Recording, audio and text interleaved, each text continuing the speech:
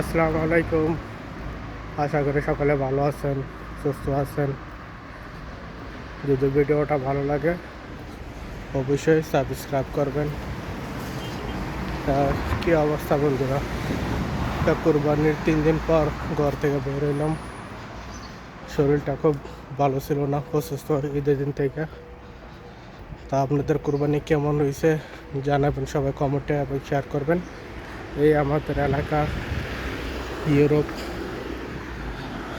Italy, Napoli Pharma company. দেখেন কত সুন্দর এলাকা।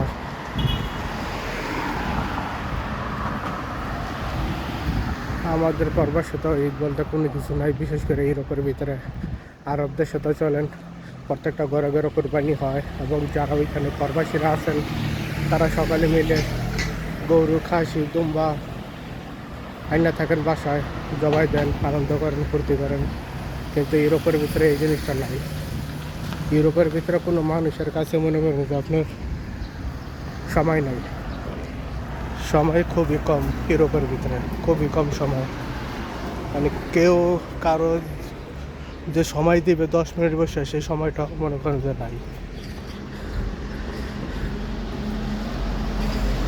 তো এইখানে মনে করেন যে দোকান থেকে ইটালিয়ান ভাষা বলা হয় আলিমেন্টারি, ওইখানের মধ্যে মনে করেন যে আপনার মাংস সব কিছু পাওয়া যায়, যেমন বাংলাদেশে মুদির দোকান বলা হয়। এই মুদির দোকান থেকে মনে করেন যে আমরা মনে করেন চাউল বা মাংস কিনে এসে